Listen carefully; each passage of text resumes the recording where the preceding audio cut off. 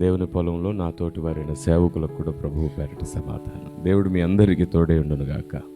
ఆమేన్. క్రైస్తవ సమాజం అత్యవసరంగా తెలుసుకోవలసిన ఎన్నో సంగతులు బైబిల్ గ్రంథంలో నిక్షిప్తపరచబడ్డాయి. ఆ సంగతులను తెలుసుకోవడం అనివార్యం. అంటే చనిపోకముందే తప్పకుండా తెలుసుకోవాలి అనేలాంటి సంగతులు బైబిల్ గ్రంథంలో ఎన్నో ఉన్నాయి. ముఖ్యంగా మనకు దేవుని గూర్చిన జ్ఞానం లేకుండా మనం సంపూర్ణ సిద్ధి పొందడం ఎప్పటికీ సాధ్యం కాదు. వాస్తవానికి ఎక్కువసార్లు నేను నిన్నటి రోజు చెప్పినట్లుగా ఎక్కువసార్లు ప్రోత్సహింపబడడానికి ప్రయత్నిస్తూ ఉంటాం. మనల్ని ఎవరో ఒకరు బలపరిస్తే బాగుండు అనుకుంటూ ఉంటాం. వాస్తవానికి మనల్ని ఒకరు ప్రోత్సహించడం, మనల్ని ఒకరు బలపరచడం కాదు, మనం ఎవరిని బలపరచాలి అనే స్థాయికి ఎదగాలి విశ్వాసి. Praise the Lord. ఎప్పుడు మనల్ని ఒకరు ఓదారిస్తే బాగుండు కంటే నేను ఎవరిని ఓదార్చాలి అనే స్థాయికి మనం ఎదగలిగినప్పుడు పరిశుద్ధాత్మ దేవుడు మనల్ని నడిపించగలుగుతాడు.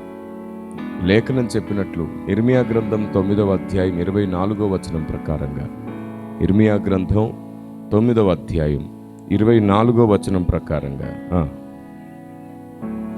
అతిశయించువాడు దేనిని బట్టి అతిశయింపవలననగా భూమి మీద కృప చూపుచు నీతి న్యాయములు జరిగించుచున్న యెహోవాను నేనే అని గ్రహించి నన్ను పరిశీలనగా తెలుసుకొనుటను బట్టి అతిశయింపవలెను. అట్టి వాటిలో ఆనందించువాడనని యెహోవా సెలవిస్తున్నాడు. దేవుణ్ణి మనం పరిశీలనగా తెలుసుకున్నప్పుడు మాత్రమే దేవుడు సంతోషిస్తాడు. ఈ దుబాయ్లో మీరందరూ ఎంతో కష్టపడుతుంటారు. మీ కుటుంబాలను, మీ సంతోషాలను, మీ ఇష్టాలను కూడా త్యాగం చేసి ఇక్కడికి వచ్చి పనిచేసి తిరిగి కుటుంబంతో సంతోషంగా గడపాలని కదా. ఏదో ఒక రోజు కుటుంబంతో ఉండిపోవాలి, దానికోసమే మీరు ప్రయాసపడుతుంటారు. అలాగే ఆయన కూడా మనల్ని భూమి మీదకి పంపించి ఏదో ఒక రోజు మనతో శాశ్వతంగా ఉండడానికి కావాల్సిన ఏర్పాట్లు చేస్తున్నాడు ఆయన. అలా జరగాలి అంటే మనం ఆయనకు దగ్గరగా ఉండాలి. ఆయనకు చాలా దగ్గరగా ఉండడానికి ఈ భూమి మీద మనం బ్రతకాలి. బైబిల్ ఇలా సెలవిస్తుంది, ఆయన గూర్చి ఎవరికి ఎక్కువ తెలుస్తుందో వారు మాత్రమే పరలోకంలో ఆయనకు దగ్గరగా ఉండగలుగుతారంట. Praise the lord. పరలోక రాజ్యంలో అందరూ ఒకే దగ్గర ఉండరు. మహిమ ఉంది, అధిక మహిమ కూడా ఉంది. ఇక్కడ మీరు ఆయన్ని గూర్చి ఎంత ఎక్కువ నేర్చుకుంటారో దాన్ని బట్టి మీకు పరలోకంలో స్థలం నిర్ణయించబడుతుంది, అంతస్తు నిర్ణయించబడుతుంది. పౌలు భక్తుడు ఉండే స్థలం లేదా పౌలు భక్తునికి దొరికే కిరీటం లేదా పౌలు భక్తునికి దొరికిన సింహాసనం మనకు దొరికే సింహాసనం ఒకలా ఉండదు. ఆయన తెగింపు, ఆయన రోషం, ఆయన భక్తి సాధన, ఆయన ప్రయాస, వాటన్నిటిని దేవుడు కొలుస్తాడు. మనం ఈ భూమి మీద బ్రతుకున్నప్పుడు కేవలం మన క్రియలు మాత్రమే చూసుకుంటే సరిపోదు. దాంతోపాటు క్రీస్తు జ్ఞానాన్ని కూడా వెతకడం నేర్చుకోవాలి.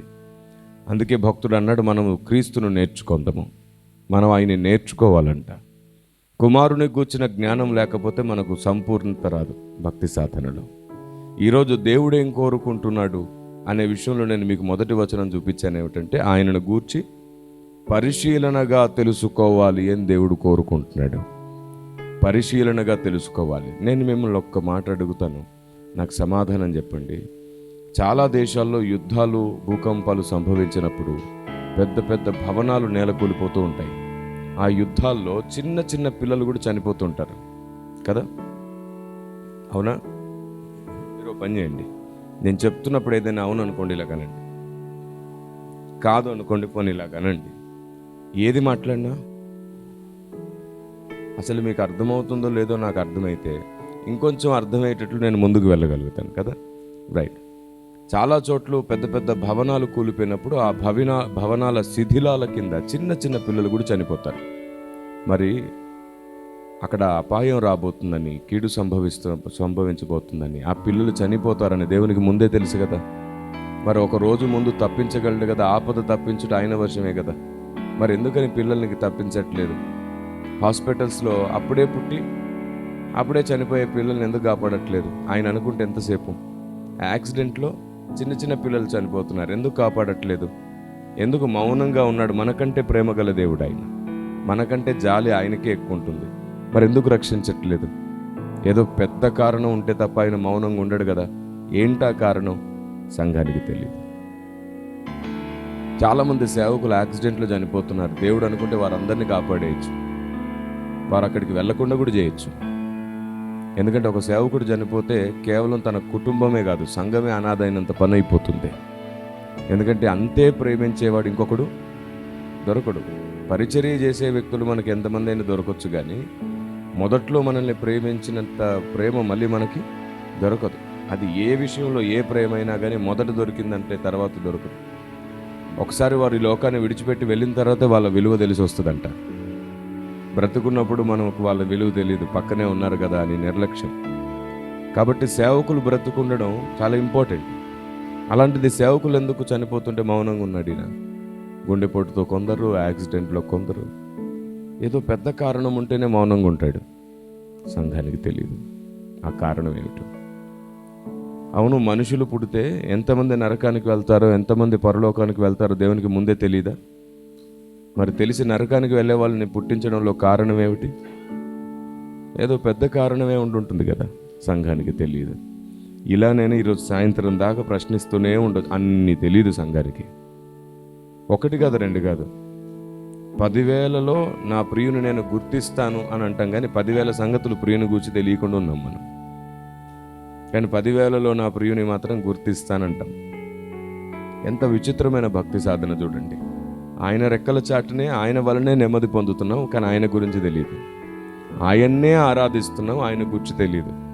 ఆయన్నే ప్రేమిస్తాం, ఆయన చిత్తం ఏమిటో తెలియదు. ఎందుకంటే మన చిత్తాలు నెరవేర్చుకునే పనిలో ఉన్నప్పుడు ఆయన చిత్తం ఎలా తెలుస్తుంది?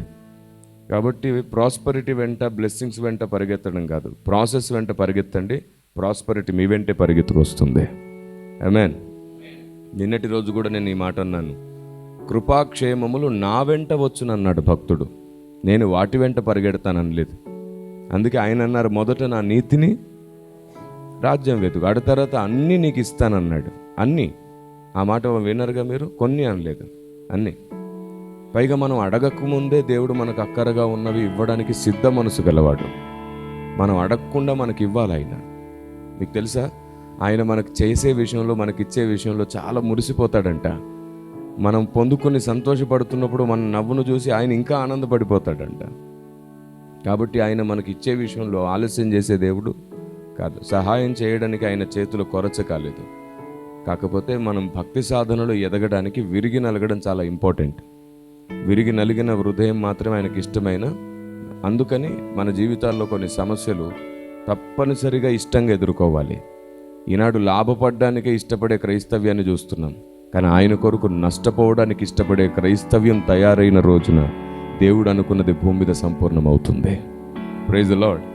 నష్టం వస్తే దేవుని సన్నిధిలో ఏడిచే వాళ్ళని చూశాను నేను, కానీ నష్టం వస్తే కూడా దేవుని సన్నిధిలో ఆయన్ని బట్టి సంతోషించే సంఘం కావాలి. అది పరిశుద్ధాత్మ దేవుని ప్రయాస. అలా జరగాలంటే ప్రతి విశ్వాసి శిష్యుడు అవ్వాలి. మీరు చెప్పండి, బైబిల్లో ఎక్కడైనా విశ్వాసుల్ని తయారు చేయండి అనే ఆజ్ఞ ఉందా? కానీ శిష్యుల్ని తయారు చేయండి అనే ప్రధానమైన ఆజ్ఞ ఉంది. అంటే దాని అర్థం ఏమిటి? ప్రతి విశ్వాసి ఖచ్చితంగా ఏమవ్వాలి? శిష్యుడై ఉండాలి. ఎందుకంటే శిష్యుడంటే ఆల్రౌండర్, శిష్యుడంటే వ్యక్తిత్వ నిర్మాణం, శిష్యుడంటే సైన్యం, ఇంకా శిష్యుడంటే భవిష్యత్ నాయకుడు. కాబట్టి ప్రతి వ్యక్తి శిష్యుడై తీరాలి. శిష్యత్వం లేకుండా భక్తి సాధన జరుగుతుందంటే అది అబద్ధం. శిష్యత్వం అంటే మన స్వభావాన్ని పూర్తిగా సమాధి చేసి నవీన స్వభావాన్ని ధరించుకోవడానికి సాధన. సో ప్రతి విశ్వాసి శిష్యత్వం చేయాలి, ప్రతి విశ్వాసి చేయాలి. చర్చిలో కొందరే పని చేస్తుంటారు సహజంగా ఏదైనా పని, కనుక అలా కాదు. చర్చిలో ప్రతి ఒక్కరూ, చర్చిలో ఏ పని ఉన్నా సరే వాళ్ళు ముందుండాలి. కూర్చోవడం, లేవడం, దులుపుకొని వెళ్ళిపోవడం కాకుండా మనం కూర్చునే చోటుని శుభ్రం చేసుకునే బాధ్యత కూడా ప్రతి వ్యక్తి తీసుకోవాలి. ప్రతి కుటుంబం ముందుకు రావాలి. నేను ఈరోజు మందిరంలో పనిచేస్తాను, ఒక గంట ముందు వచ్చి మందిరంలో చేయాల్సిన చిన్న చిన్న పనులు నేను సహాయం చేస్తాను. నేను దేవుని మందిరం అని భావిస్తున్నాను. ఈ ప్రతిష్ఠించబడ్డ ఈ సమయంలో నేను ఈ స్థలాన్ని నేను శుభ్రం చేసుకుంటాను, నేను అన్నిటినీ తీసి పక్కన సర్ది పెడతాను. ఇలా ఎవరైతే తమకు తాము ఇది ఇల్లు అనుకుంటారో, దేవుని ఇంటిని బాధ్యత వహిస్తారో, వారి విషయంలో పరిశుద్ధాత్మ దేవుని కృప విస్తరిస్తుంది. ఎందుకు నేను ఈ మాట అన్నానంటే, మనల్ని మనం తగ్గించుకోవడం అని అంటాను నేను దాన్ని. ఎంత పరలోకంలో ఉన్నాయి, విప్పబడతాయని విన్నాం. ఏం బంధించి ఏం విప్పాలి? దేవుడు ఏం బంధించి ఏం విప్పుతాడు? మళ్ళీ ఆశీర్వాదాలు, దీవెనలు, స్వస్థతలు అంటారా? లేదు, అవి ఎలాగో జరుగుతాయి. కానీ దేవుడు ఏం బంధించి ఏం విప్పమంటున్నాడు? మనం ఏం బంధించి ఏం విప్పాలి? ఇలా ప్రతిదీ ప్రాసెస్లో సంఘానికి తెలియాలి. గడిచిన కొన్ని సంవత్సరాల క్రితం నేను ఉపవాసం ఉండి కన్నీళ్లు కారుస్తున్నప్పుడు పరిశుద్ధాత్మని స్వరం ఏమిటంటే, ఈ భూమి మీద సంఘం అభివృద్ధి పొంది, ఈ భూమి మీద సంఘం దీవించబడుతుంది, కానీ పరలోకంలో సంఘం స్థిరపరచబడడానికి కావలసిన పునాది మీద లేదు అని. ఎందుకంటే ఆ పునాది దేవుని గూర్చిన జ్ఞానం. దేవుని గూర్చిన జ్ఞానం. అందరూ కూడా దేవుని గూర్చిన జ్ఞానంతో నింపబడాలి. అది పరిశుద్ధాత్మ దేవుని పని. మీరు చెప్పండి, ఆయన వచ్చిన ముఖ్యమైన కారణం ఏమిటి? సత్యము నుండి సర్వసత్యంలోనికి మరి మనకు సర్వసత్యం తెలియలేదంటే ఆత్మదేవుని చేత నడిచినట్ట? మేమేం చేస్తాం చెప్పండి? మీరు దిగులుతో, బాధతో, చింతతో ఉంటే మిమ్మల్ని ఓదార్చి బలపరచడమే సేవకులమైన మా పని. అదే మీరు యాక్టివ్గా వాక్యం నేర్చుకోవడానికి సిద్ధ మనసుతో ఉన్నారనుకోండి, అన్న ఒక బైబిల్ స్టడీ పెట్టండి, అన్న మాకు కొన్ని క్వశ్చన్స్ ఉన్నాయి, అన్న మేము పలానా అధ్యాయాలు చదివాము, మాకు ఇది అర్థం కాలేదు, ఇలా అడిగే వాళ్ళు ఎక్కడున్నారు? సంఘంలో గట్టిగా 2-3 ఉంటారేమో అలాంటి వాళ్ళు. ప్రతి చోట అంతే. 90% మందికి శ్రద్ధ లేదు, 10% మంది శ్రద్ధ కలిగి ఉన్నారు. ఆశగల ప్రాణమే, మీకు నేర్చుకోవాలనే మనసు మీకు వస్తే మీ సంఘ కాపురిని దేవుడు మండుతున్న బూరలా వాడుకుంటాడు. మీకే ఆశ లేకపోతే ఇక్కడ మటన్ దమ్ బిర్యానీ పెట్టిన ఆకలి లేకపోతే ఏమైంది? వాడైపోతుంది. అందుకని మీరు దేవుని జ్ఞానం కోసం మొరపెట్టి చూడండి. ఈ ప్రాంతంలో ఒక నవీనమైన అధ్యాయాన్ని దేవుడు మీ మధ్యలో ప్రారంభిస్తాడు. ఆమేన్. జ్ఞానము కొదువైపోయింది. పరిశుద్ధాత్మ దేవుడు దుఃఖపడుతున్నాడు. అదే మీరు చెప్పండి, ఇన్ని గొడవలకు కారణం ఏమిటి? జ్ఞానం కొదువైంది. వివాదాలకు జ్ఞానం కొదువైంది. సిద్ధాంత విభేదాలు అలాగే ఉన్నాయి, జ్ఞానం కొదువైంది. ఎంత చెప్పినా ఎవరికి పూర్తిగా అర్థం ఎందుకు అవ్వట్లేదు? జ్ఞానం కొదువైంది. ప్రతి చిన్న సమస్యని పెద్దగా ఎందుకు చేస్తున్నారు? జ్ఞానం కొదువైంది. జ్ఞానం ఉన్న చోట సమాధానం ఉంటుంది, జ్ఞానం ఉన్న చోట వివేకం ఉంటుంది కదా. కాబట్టి జ్ఞానం చాలా ముఖ్యమైనది. అందుకే మనల్ని ఆయన వెతకమంటుంది కూడా అదే. మనం ఎన్నిటినో వెతికేస్తున్నాం, ఆయనేమో జ్ఞానం వెతకమంటున్నాడు. మీరే చూడండి ఒకసారి, మీ పరిశుద్ధ గ్రంథాలు తెలిసి దేవుడు ఏం కోరుకుంటున్నాడు ఒకసారి చూడండి. మత్తయి సువార్త 12వ అధ్యాయం 7వ వచనం.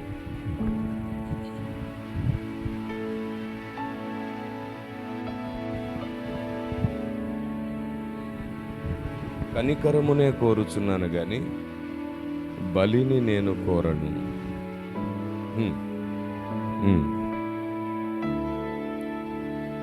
రైట్, ఈ మాట విన్నారా? మరియు నేను బలిని కోరను గాని కనికరమునే కోరుచున్నాను అన్నాడు. మీకు తెలుసా, ఇదే మాట మనం ఇంకో చోట కూడా చూస్తాం. కీర్తనల గ్రంథంలో 40వ కీర్తన 6వ మాటలో కూడా యాజ్ ఇట్ ఈజ్ ఇదే పదం మనకు వినపడుతుంది. బలులైనను నైవేద్యములైనను నీవు కోరుటలేదు. అదేమిటి? కనికరము అనాలి కదా అక్కడ లెక్క ప్రకారంగా. మత్తయి సువార్తలో ఏం చదివాం? బలులు నైవేద్యములు కోరుటలేదు, కనికరమునే కోరుచున్నాను అన్నాడు. కానీ ఈ మత్తయి సువార్తలో ఈ మాట రాయబడక మునుపు రాయబడింది ఏమిటి? నీవు నాకు చెవులు నిర్మించి ఉన్నావు అని అంటాడు. లెక్క ప్రకారంగా నువ్వు బలులు నైవేద్యములు కోరవు, కనికరమునే కోరుచున్నావు అని ఇక్కడ కూడా ఉండాలి. కానీ దానికి బదులు ఇక్కడ చెవులు అన్నాడు, అక్కడేమో కనికరము అన్నాడు. ఎందుకు ఇలా ఒకటే లేఖనం 2 విధాలుగా ఉంది? ఏం చెప్పాలనుకుంటున్నారు ఆయన? అసలు చెవులు ఎందుకు నిర్ణయించాడు ఆయన? మీకు తెలుసా? వాస్తవానికి బలులు నైవేద్యములు కోరుటలేదు, నేను జ్ఞానమును కోరుచున్నాను అంటున్నాడంట ఆయన. వాస్తవ లేఖన సారం ఏమిటంటే జ్ఞానం అక్కడ ఉండాలి. కానీ జ్ఞానం ఉండాల్సిన చోట ఒక చోట కనికరం ఉంది, ఇంకో చోట చెవులు. ఇప్పుడు మూడింటిని కలిపి చదువుదాం మనం. హోషేయ గ్రంథంలో ఉంటుంది చూడండి. మీరందరూ మీ పరిశుద్ధ గ్రంథాలు తెలిసి హోషేయ 6వ అధ్యాయం 6వ వచనం చూడండి.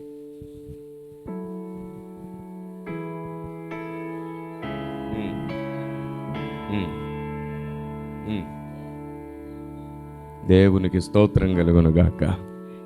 ఇక్కడ ఆ రెండింటిని కలిపి మాట్లాడాడు కదా. మనం మొదట చదువుకున్న వచనంలో కనికరం అని విన్నాం, తర్వాత చదువుకున్న వచనంలో చెవులు అని విన్నాం. ఇప్పుడు ఆ రెండింటిని కూడా అర్థం చేసుకోవడానికి హోషేయ 6:6 చదివినప్పుడు అదే పదం ఉంది. అక్కడేమన్నాడు? బలులు కోరను గాని కనికరమునే కోరుచున్నాను అని వెంటనే అంటాడు, దహన బలుల కంటే. ఇప్పుడు ఆయన చెవులు ఎందుకు నిర్ణయించినట్టు? జ్ఞానము వినాలని. నువ్వు బలులు కోరవు కానీ చెవులు నిర్మించిది అంటే అర్థం ఏంటనమాట? జ్ఞానమును మనం వినడానికి అని అంటున్నాడు. నీ బలులు, నీ నైవేద్యములు, నీ దశమ భాగాలు, నీ కానుకల కంటే నాకు ముఖ్యమైనది నా జ్ఞానం మొదట నువ్వు తెలుసుకో. నువ్వు నా సేవకి ఇస్తే నేను నీకు ఇస్తానని నీకు తెలుసు. నువ్వు నా సేవ చేస్తే నేను నీకు కూడా నీ కుటుంబాన్ని చూసుకుంటానని నీకు తెలుసును. అదే ఇష్టంతో, అదే విశ్వాసంతో చేస్తున్నావు. కానీ దేవుడు అంటున్నాడు, నీవిచ్చే ఆ బలుల కంటే కూడా నేనిచ్చే జ్ఞానమును నేర్చుకోవడమే నాకు ముఖ్యం. నన్ను ఒక ఆయన అడిగాడు, సార్ దేవునికి కానుకలు దశంభాగాలు ఇవ్వకపోతే దీవించడా? అప్పుడు నేను అన్నాను, అలా ఏం లేదు, నువ్వు ఏమి ఇవ్వకపోయినా ఆయన నిన్ను దీవిస్తాడు. మరి దశంభాగాలు కానుకలు ఎందుకు అని అప్పుడు చెప్పాను నేను. చూడండి, మనం ఆశీర్వాదాలు దీవెనల కోసం కాదు కానుకలు ఇచ్చేది, దశంభాగాలు ఇచ్చేది. మనం ఆయన పిల్లలం. ఈ భూమి మీద ఆయన పని చేయడం పిల్లల బాధ్యత. నా తండ్రి పని ఈ భూమి మీద సంపూర్ణంగా జరగాలి, జరిగి తీరాలి అనే దాని కొరకు దేవుడు మనకిచ్చిన బాధ్యత నెరవేర్పే కానుకలు సమర్పించడం. అంతేగాని అది ఇస్తే దీవెన పొందడానికి కాదు. నా తండ్రి పని భూమి మీద మిగిలిపోకూడదు, నా తండ్రి పని ఖచ్చితంగా భూమి మీద జరిగి తీరాలి, అది ఆయన బిడ్డగా నా కర్తవ్యం అని మనం ముందుకొచ్చి చేసేదన్నమాట. అదంతా కూడా దాన్ని దేవుడు చూస్తున్నాడు, ఆయన పని కొరకు మనం ఎంత శ్రద్ధ కలిగి ఉన్నాము అని. కాబట్టి మన పిల్లల కర్తవ్యం అన్నమాట ఇది. మనం అందరం ఆయన పిల్లలం కాబట్టి తండ్రి చిత్తం ఏదైతే ఉందో, తండ్రి చిత్తం భూమి మీద నెరవేర్చే కర్తవ్యం ఎవరిది? పిల్లలమైన మనదే. ఇది ఆశీర్వాదాలు దీవెనల కోసం చేయడం కాదు, వారసత్వం కోసం చేసి చూడండి. పరలోకంలో, ఈ లోకంలో కూడా ఫలం అనుభవిస్తాం మనం. ఆమేన్. ఒక చేత్తో ఇచ్చి ఇంకో చేత్తో లాక్కునే ప్రోగ్రాం పెట్టుకోకండి. ఈ చేత్తో ఇస్తున్నాను కాబట్టి ఈ చేతి నుంచి నాకు దీవెనలు కావాలి అని. ఈ చేత్తో ఇస్తే దేవుడు ఆ చేత్తో దీవిస్తాడు కాదు, నువ్వు ఇచ్చినా ఇవ్వకపోయినా దీవించేస్తాడు నేను. ఈ లోకంలో దేవుడు నీకు ఎప్పుడు ఏది తగ్గకుండా చూసుకోగలడు. కానీ భక్తి సాధనలో, కర్తవ్యంలో నువ్వు ఆయన బిడ్డగా తప్పకుండా చేయాల్సినవి కొన్ని ఉన్నాయి. వాటి విషయంలో అది నా జన్మ హక్కు అని భావించాలి. భక్తి సాధన నాకు దేవుడు కంటే ఏది ఎక్కువ కాదు అని నిరూపించేదే దేవునికి ఇచ్చే ప్రోగ్రాం అన్నమాట. అంత మాత్రమే కాదు, నా దేవుని పని ఏ కారణంతో ఆగకూడదు అనే బాధ్యత మనం కానుకలు సమర్పించడం. మందిర సేవ జరగాలి, నా దేవుడు అనుకున్న పని ముగించబడాలి అని. ఎందుకంటే ఇది ధర్మశాస్త్రం ఉన్నప్పుడు కాదు, ధర్మశాస్త్రం అనేది లేనప్పుడే అబ్రహాం ప్రారంభించారు కదా. అబ్రహాం ఎవరు? దేవుని స్నేహితుడు. దేవుని స్నేహితుడు ఒకటి చేశాడు అంటే, దేవుడు దాన్ని అంగీకరించాడంటే అది మనం ఆమోదించాల్సిన విషయం. కాబట్టి అది సిద్ధాంత సంబంధమైనది కాదు, సిద్ధాంతానికి బయట ఉన్న భక్తి సాధన. నాకు అన్నిటికంటే దేవుడే ముఖ్యమని నిరూపించుకునే గొప్ప అవకాశం దేవునికి ఇవ్వడం. Praise the lord.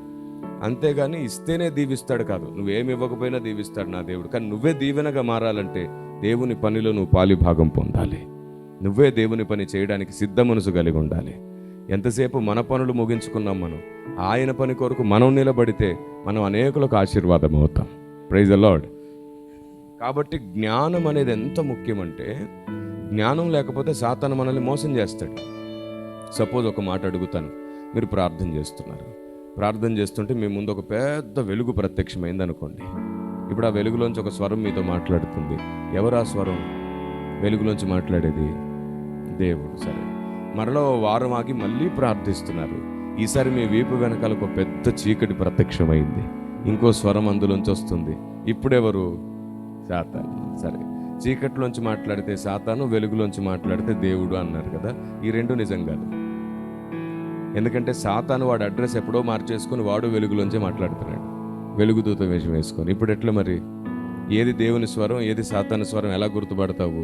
పైగా వాడు ఇంకా స్వీట్గా మాట్లాడతాడు. నీకు స్వీట్గా మాట్లాడే వాళ్ళంటే ఇష్టం కదా.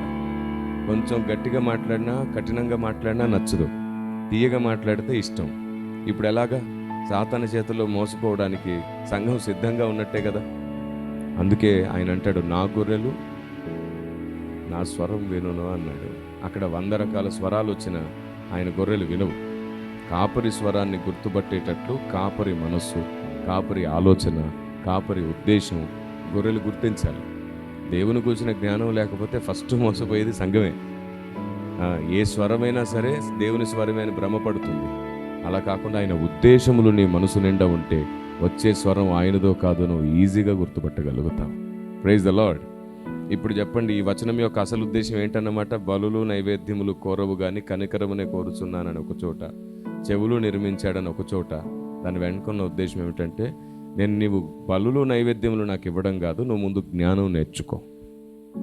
నువ్వు జ్ఞానం నేర్చుకుంటే నువ్వు ప్రజల్ని కనికరించగలుగుతావు న్యాయమైన తీర్పుతో. జ్ఞానం లేనివాడు న్యాయం ఎలా తీరుస్తాడు? ఎలా కనికరిస్తాడు?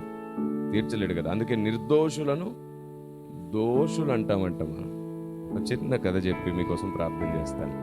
రైట్. ఒక ఆవిడ పొరపాటుగా ఒక గోల్డ్ షాప్లోంచి గోల్డ్ ఎత్తుకొని పారిపోతుంది. వేరే ఒక విశ్వాసి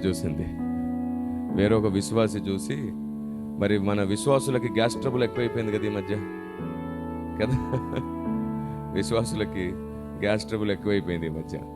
కాబట్టి ఏం చేస్తుంటారంటే, ఏదైనా ఒకటి చూసినా విన్నా వెంటనే 10 మందికి చెప్పే వరకు ఈవిడికి ప్రశాంతంగా ఉండదు, కడుపు ఉబ్బరం, చాలా ఇబ్బంది పడిపోతుంది. అయ్యో ఎవరికైనా ఒకరికి చెప్పేయాలనే తపన. ఈవిడ మార్కెట్కి వెళ్తూ వస్తూ చూసింది ఆవిడ బంగారం ఎత్తుకుని పారిపోతుందని. వెంటనే ఈవిడ ఇంటికి వెళ్ళిపోయి పనులన్నీ మానేసుకొని సంచి అక్కడ పక్కన పెట్టేసి విశ్వాసులందరి ఇంటికి వెళ్ళిపోయి మీకు ఒక విషయం తెలుసా, మన చర్చికి వచ్చి ఒక సిస్టర్ ఉన్నారు కదా, నేను కల్లారా చూశాను, లైవ్లో నేను చూశాను, నేను ప్రత్యక్ష సాక్షిని, ఆవిడ పారిపోతుంది, నేను అసలు ఆవిడ ఇలాంటిదని నేను అసలు కల్లో కూడా. విన్న వాళ్ళందరూ ఇది నిజమా? ఈ డైలాగ్ ఎవరిది బైబుల్లో? అది ఫస్ట్ డైలాగ్, ఇది సాతాంది. ఇది నిజమా? సేమ్ ఇంకా మనం అందరం అదే పదం వాడుతూ ఉంటాం. ఆవిడ అలాగే చేసింది. ఆ తర్వాత ఆ రోజు సాయంత్రం వాళ్ళ భర్త ఉద్యోగం నుంచి ఇంటికి వచ్చేసరికి ఇంట్లో వంట లేదు, పిల్లలు ఆకలితో ఏడుస్తున్నారు. ఈవిడేం చేస్తుంది తెలుసా? వరుస పెట్టి అందరికీ ఫోన్లు చేస్తూ ఉంది, ప్రతి ఒక్కరితో మాట్లాడుతుంది. ఏమని? పలానా ఆవిడ దొంగతనం చేయడం నేను కల్లారా చూసాను. ఆ రాత్రి ఆయన 2 మాటలు తిట్టి సైలెన్స్గా ఉన్నాడు. ఉదయం లేచే సమయానికి టిఫిన్ అందుబాటులో లేదు, మధ్యాహ్నం చూస్తే భోజనం అందుబాటులో లేదు. ఈయన కోపం వచ్చేసింది, ఎప్పుడు ఫోన్లే మాట్లాడుతున్నాను. వచ్చి మాట్లాడితే సాయంత్రం భోజనం అందుబాటులో లేదు. సాయంత్రం ఆయన కోపం వచ్చేసి, మరి భర్తకు కలిగే కోపం ఆయన తబలా వాయించాడు ఇంటికి వచ్చి చక్కగా. తెలుసుగా తబలా అంటే వీపు మీద వాయిస్తారుగా, అది ఆ పని చేసేసి అమ్మగారి ఇంటికి పంపించేసాడు. ఆవిడ అక్కడికి వెళ్ళి ఏడుస్తూ అక్కడికి వెళ్ళి అక్కడ కూడా ఊరుకోలా, ఆ ఊర్లో తెలిసిన వాళ్ళందరి దగ్గర తిరుగుతుంది. ఈ కుక్కతో ఎప్పుడు వంకరగానే ఉంది, మారట్లే ఆవిడ. సో అందరికీ చెప్పేస్తుంది. సరిగ్గా ఈ దొంగతనం చేసిన ఆవిడ్ని పోలీసులు పట్టుకున్నారు, జైల్లో వేశారు. ఒక 6 నెలల తర్వాత ఎలాగో కష్టపడి బెయిల్ దొరికింది, బయటకు వచ్చేసింది ఆవిడ. చర్చికి వెళ్తే ఎవరి దగ్గరికి రానివ్వట్లే, ఎవరు ఆవిడ పక్కన కూర్చోట్లే, వాళ్ళ పిల్లల్ని ఎవరి దగ్గరికి రానివ్వట్లే. ఆ వీధిలో ఏది పోయినా వాళ్ళని అనుమానిస్తున్నారు. అంతగా పరిస్థితి కృంగిపోతుంది ఆవిడ. చర్చిలో పాస్టర్ అమ్మ, ఏం భయపడకు, దేవుడు తొందరలో మరలా నీ పరిస్థితులు బాగు చేసి నేను నిరూపిస్తాడు. నీ పరిస్థితి ఏమిటో నువ్వు వీళ్ళందరికీ చెప్పే పరిస్థితుల్లో లేవు, వాళ్ళేమో వినే పరిస్థితులు లేవు, మాకు చెప్పావు కదా, మేము ప్రార్థన చేస్తున్నాం అని ఎన్ని రకాలుగా పాస్టరమ్మ విశ్వాసులకు చెప్పినా వారు అర్థం చేసుకోవట్లేదు. ఎందుకంటే ఆమె అలా బంగారం దొంగతనం చేసుకొని పారిపోయేది సీసీటీవీ కెమెరాలో కూడా రికార్డ్ అయింది. ఇంకా ఏం చెప్పినా ఎవరు నమ్మట్లా. కరెక్ట్గా ఇంకొక 6 నెలలు గడిచే సమయానికి ఈవిడ దిగులు పెట్టుకొని ఒక రాత్రి గుండెకి చనిపోయింది. పిల్లలు అనాథలైపోయారు, బంధువులకు పిల్లల్ని అప్పగించేశారు. ఈవిడ చనిపోయినాక ఇంకొక 6 నెలలకి బీపీ ఫ్లక్చువేషన్స్ ఎక్కువైపోయి అందరికీ ప్రచారం చేసిన ఆవిడ ఉందిగా, ఆవిడ కూడా చచ్చిపోయింది. మరి గ్యాస్ ట్రబుల్ ఎక్కువ కదమ్మా, ఎలా బతుకుతారు? చచ్చిపోయింది. వాళ్ళని వీళ్ళని గురించి చెప్పుకొని బ్రతికే వాళ్ళు ఎక్కువ కాలం బ్రతకరు. వాళ్ళకు కూడా చాలా ప్రెజర్స్ పెరుగుతాయి లోపట.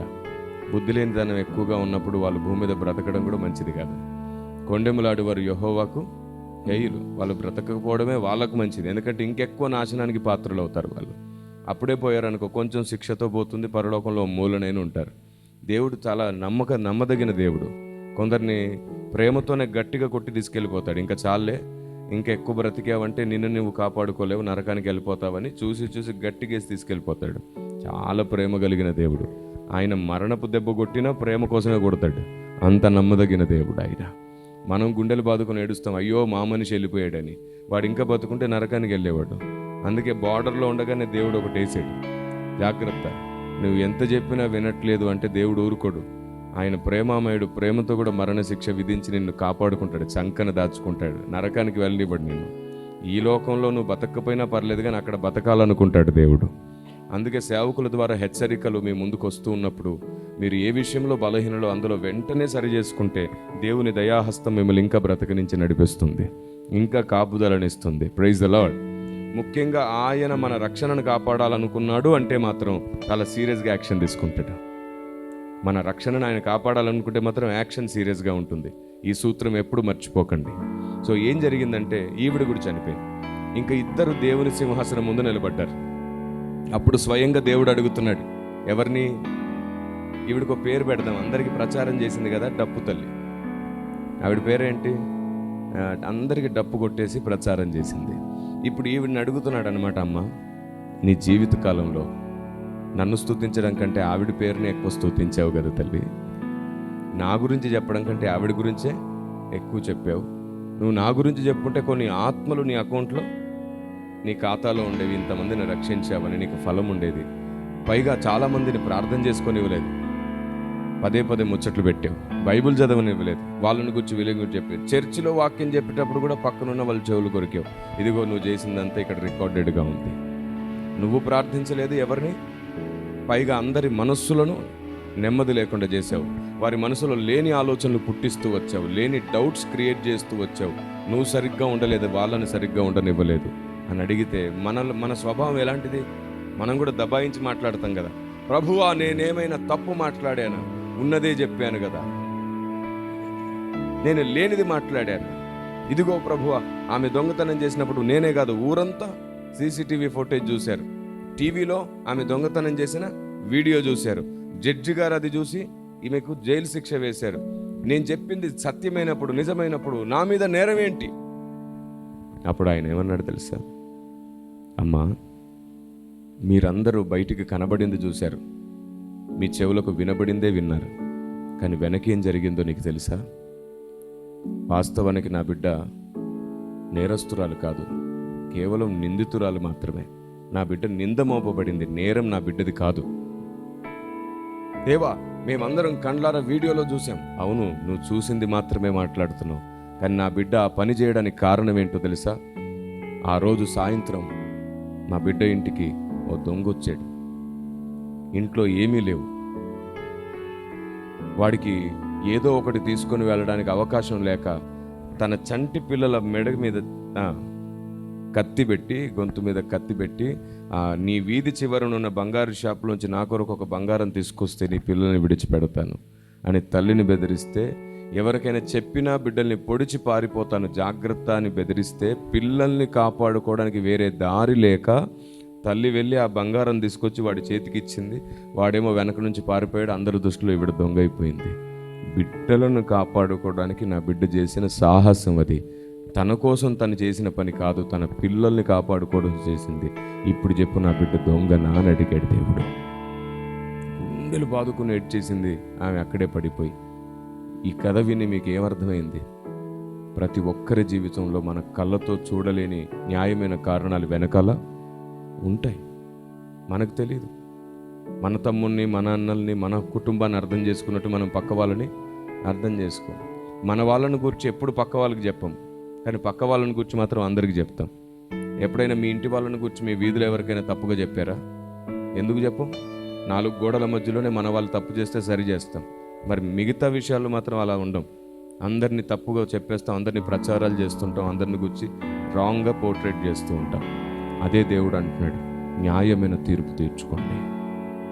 మీరు ఎలాగో తీర్పు తీర్చకుండా ఉండలేరు కదా, న్యాయంగా తీర్చండి. అప్పుడు మీకు కూడా న్యాయముగానే, మీరు తీర్చే తీర్పు చొప్పుననే మీకును తీర్పు తీర్చబడుతుంది. ఇప్పుడు ఇలాంటి న్యాయమైన తీర్పు తీర్చాలంటే మనకు కావాల్సింది దేవుని గూర్చిన జ్ఞానం. దేవుని గూర్చిన జ్ఞానం లేనివాడు న్యాయమైన తీర్పు తీర్చలేడు, న్యాయంగా ఆలోచించలేడు, స్వార్థంగానే ఆలోచిస్తాడు. ఇప్పుడు చెప్పండి, దేవుడు ఏం కోరుకుంటున్నాడు? జ్ఞానమును మనం పొందుకోవాలని కోరుకుంటున్నాడు. ఆయనను గురించి మనకు చాలా విషయాలు తెలియదు. మీకు తెలుసా, దేవుడు పరలోక రాజ్యంలో దేవదూతల్ని చాలా వెరైటీస్గా సృష్టించాడు. 6 రెక్కలు, 4 రెక్కలు, 2 రెక్కలు. ఎందుకు అంత వ్యత్యాసం సృష్టించాడు? 2 రెక్కలున్న దేవదూత వచ్చి, ప్రభువా నన్ను చేయడమే ఇంత తక్కువ ఎందుకు చేసావు, నా పట్ల ఇంత వివక్ష ఎందుకు అని అడిగితే దేవుడు ఏం జవాబు చెప్తాడు? సంఘానికి తెలియదు. అవును, పరలోక రాజ్యంలో ఏమేమి ఉంటాయి? బంగారపు వీధులు, బంగారపు భవనాలు. అవును, పరలోక రాజ్యంలో కొండలు పర్వతాలు ఉంటాయా? అదే కదా. ఇప్పుడు ఆలోచించక్కర్లా, తెలిసిందే చెప్పాలంతే. ఇట్లాగా ఉండవు. రైట్. పోనీ నదులు ఉంటాయా పరలోకంలో? పొలాలు, చెట్లు, ఫలాలు. సెల్యూట్ అండి మీ అందరికీ, సూపర్. అవును, అంటే ఇన్ని సంవత్సరాలు నేను ఎక్కడికి వెళ్ళినా అందరు ఇట్టుగానే అన్నారు. 19 సంవత్సరాల నుంచి నేను సేవలో ఉన్నాను. ఎన్ని చోట్ల అడుగుంటాను ఈ ప్రశ్న, అందరు ఇలాగే అడుగుతున్నారు. పరలోకంలో చెట్లు ఎందుకు ఉండవు? నదులు ఎందుకు ఉండవు? కొండలు పర్వతాలు ఎందుకు ఉండవు? ఏమండి, పైగా అసలు దేవుడు నివాసం చేసేదే పరిశుద్ధ పర్వతం మీద అని బైబిల్ చెప్పింది. నీ పరిశుద్ధ పర్వతం పైన నీ గుడారంలో అతిథిగా. మరి అవన్నీ చదివాంగా మనం. పరలోక రాజ్యంలో పర్వతాలు ఉన్నాయి, కొండలు ఉన్నాయి, నదులు కూడా ఉన్నాయి. జీవజల నది ప్రవహిస్తుంటే ఈవలను ఆవలను జీవవృక్ష చెట్లు ఫలములు ఉన్నాయి కదా. 12 నెలలు 12 కాపులు కాస్తుందంట. అది పొలం లేదా? పరలోకంలో పొలాలు ఉండవా? మరి దేవదూతల ధాన్యం ఎలా పండుతున్నట్టు? ఓం భీం బుష్ అనగానే అట్లా వచ్చేస్తుందా? అందుకే నేను ఒక మాట చెప్తున్నాను, పరలోక రాజ్యం అంటే మాయాలోకం కాదు. సరిగ్గా ఇప్పుడు మనం నివాసం చేస్తున్న ప్రపంచం ఎలాగైతే ప్రకృతి కలిగిన అందమైన ప్రపంచమో, ఇంతకు కొన్ని లక్షల కోట్ల రెట్లు అందమైన ప్రపంచం పరలోక రాజ్యం. ఆమేన్. అక్కడ కూడా నేలుంది, బంగారపు వీధులు కూడా ఉన్నాయి. అది దేవుని రాజ్యం, పరిపాలన కూడా జరుగుతుంది. సేవకులు కూడా ఉన్నారు దేవదూతల్లో. మనకు చాలా విషయాలు ఎందుకు తెలియకుండా పోతున్నాయంటే ఇక్కడ బతకాలనే ప్లాన్లో ఉన్నాం మనం. ఒక్క స్టేట్మెంట్తో ఈ సందేశం ముగిస్తాను. ఇక్కడే బ్రతకాలనుకుంటే నువ్వు అక్కడ బ్రతకవు. అక్కడే బ్రతకాలని ట్రై చేయి, ఇక్కడ కూడా బ్రతికి సాధిస్తావు. అలాంటి ఉన్నతమైన భక్తిలో మీరందరూ నిలిచి కట్టబడుదురుగాక. ఆమేన్. అలాంటి స్థిరమైన భక్తిలో దేవుడు మిమ్మల్ని స్థాపించునుగాక. ఆమేన్. ఒకే ఒక్క కారణంతో నేను మిమ్మల్ని ఇప్పుడు వదిలేస్తున్నాను, ఎందుకంటే సమయం దాటిపోయింది. ఈ ఒక్కరోజే నేను 7 ప్రదేశాల్లో వాక్యం బోధించాల్సింది. మరలా ఈ రాత్రే నేను తిరిగి ప్రయాణంలో వెళ్ళిపోవాలి, ఎందుకంటే నాన్ స్టాప్గా సభలు ఉన్నాయి. ఒక్కరోజు కూడా ఖాళీ లేకుండా దాదాపుగా సంవత్సరం పొడుగు మొత్తం బ్లాక్ అయిపోయి ఉంది. ఇక్కడికి నేను రాగలిగానంటే ఈ పాస్టర్ గారి పట్టుదల, ఆయన పట్టుదల. తప్పనిసరిగా ఈ 2 రోజుల్ని సరి చేసుకొని అడ్జస్ట్ చేసుకొని మరీ రావాల్సి వచ్చింది. చాలాసార్లు నేను దుబాయ్కి వచ్చిన, అబుదాబి వచ్చిన, కోయిట్ లాంటి ప్రదేశాలకు వెళ్ళిన, ఎప్పుడు వెళ్ళినా 3-4 రోజులకు మించి వెళ్ళలేని పరిస్థితి. ఎందుకంటే సంవత్సరం ముందు నుంచి డేట్స్ అన్ని బుక్ అయిపోతూ ఉండడం వల్ల అనేక చోట్లు నేను పరిగెడుతున్నాను. అనేక చోట్లు సంఘాలను, సేవకులను బలపరచడానికి పరిగెడుతున్నాను. ఈ కార్యం పైకి ఆర్భాటంగా కనబడేది కాదు, వేళ్ళూనుకుని పోయి చిగుర్చడానికి కావలసిన సిద్ధపాటుకుంది. దేవునికి స్తోత్రం కలుగునుగాక. కాబట్టి జ్ఞానము కోసం ప్రార్థన చేయండి, ఆశీర్వాదాల కోసం కాదు. దేవుని ఉద్దేశాల కోసం ప్రార్థన చేయండి, మీ ఉద్దేశాలు నెరవేరడం కోసం కాదు. మన ఉద్దేశాలు ఎలాగో న్యాయంగా దేవుడు నెరవేరుస్తాడు. మనం అడగకుండా మనకి ఎన్ని ఇచ్చేస్తున్నాడు ఆయన. మీరు ఒకసారి కనిపెట్టి చూడండి, ఒక 3 నెలలు మీకోసం మీరు ఏం అడగకుండా, దేవా నీ జ్ఞానం నాకు బోధించు ప్రభువా, నీ జ్ఞానంతో నా సంఘాన్ని నింపు ప్రభువా, నీ చిత్తం నెరవేర్చడం మా అందరికీ నేర్పించు ప్రభు అని మాత్రమే 3 నెలలు అడగండి. మీకోసం మీరు ఏడవకుండా మీరు చూస్తూ ఉంటారు. వాటికి అవి అన్నీ జరిగిపోతుంటాయి, అన్నీ మారిపోతుంటాయి, పరిస్థితులన్నీ మీరు గట్టెక్కడం చూస్తూ ఉంటారు. ఆయన ఎప్పుడు నీ పక్క నుండి పని చేయాలనుకుంటాడు. ఒక మాట చెప్పనా, పరిశుద్ధాత్ముడు మనలోనే ఉన్నాడు కానీ మనం ఆయనతో లేము. ఆయన మనలో ఉన్నాడు, మనమేమో ఆయనతో లేము ఆయన పని చేయడానికి. మన పనే మనకు ముఖ్యమైనది. ఈ ఒక్క విషయంలో తీర్మానం చేసుకుంటే ఈ ఆదివారం మీ జీవితంలో కొత్త పేజీ ప్రారంభించబడుతుంది. చిన్న ప్రార్థన చేస్తాను మీకోసం.